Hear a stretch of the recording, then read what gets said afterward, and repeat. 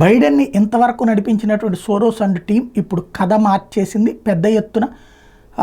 అంటే ఎప్పుడైతే బైడెన్ని పక్కకి తప్పించకపోతే అక్కడ ప్రజల్ని మనం కంప్లీట్గా కంట్రోల్ చేయలేమని గ్రహించి కమలా హ్యారిస్ని ముందు పెట్టింది.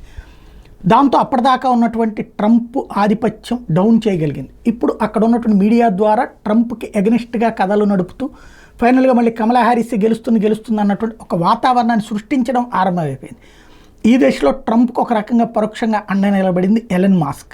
గతంలో ఏ ట్విట్టర్లో అయితే ట్రంప్ని బ్యాన్ చేశారో అదే ట్విట్టర్ని కొన్నటువంటి ఎలన్ మాస్క్ ప్రజాస్వామ్య పరిరక్షణకంటూ ట్రంప్తో చేసినటువంటి ఇంటర్వ్యూ ఏకంగా ప్రపంచ రికార్డులు బద్దలు కొట్టింది. 998 మిలియన్ల వ్యూలు 998 మిలియన్ల వ్యూలు సాధించింది.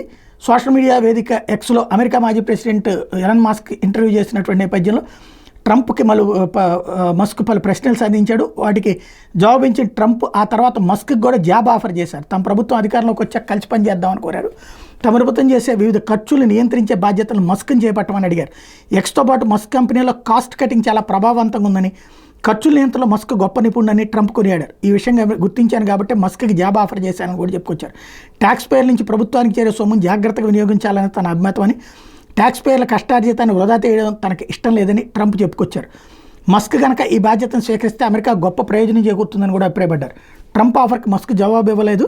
వాళ్ళిద్దరికి మధ్య ఎప్పటికీ దీని మీద చర్చ జరిగిందని వాల్ స్ట్రీట్ జర్నల్ అయితే చెప్పుకొచ్చింది. ట్రంప్ ప్రెసిడెంట్గా ఎన్నికైతే ప్రభుత్వంలో మస్క్ ఎలాంటి పాత్ర పోషించాలనే విషయం మీద వాళ్ళు చర్చించుకున్నారని కూడా చెప్తున్నారు. ఈ డొనాల్డ్ ట్రంప్ ఎలన్ మాస్క్ ఇంటర్వ్యూకి ప్రముఖ సామాజిక మాధ్యమం ఎక్స్ వేదిక అయింది. ఇందులో తొలుత దాదాపుగా 80 లక్షల మంది ఇంటర్వ్యూ ఉన్నారు. ఆ తర్వాత ఈ సంఖ్య 2.7 కోట్ల మందికి చేరింది. అయితే ఇంటర్వ్యూ ప్రారంభమయ్యే సమయానికి సాంకేతిక సమస్య ఎదురవడం, దీంతో ఇంటర్వ్యూ 40 నిమిషాలు ఆలస్యంగా ప్రారంభమైంది. ఆ తర్వాత కూడా ఆడియో సరిగా వినిపించలేదని పలు నెటిజన్లు చెప్పుకొచ్చారు. తొలుత సాంకేతిక సమస్యగా భావించిన తర్వాత DDoS అటాక్ జరిగిందని మస్క్ చెప్పారు. అంటే ఈ ఇంటర్వ్యూ మీద ట్రంప్ స్పందిస్తూ అన్ని రికార్డులు బద్దలు కొట్టినందుకు సంతోషంగా ఉందన్నారు. ఈ DDoS అటాక్ అంటే distributed denial of services attack.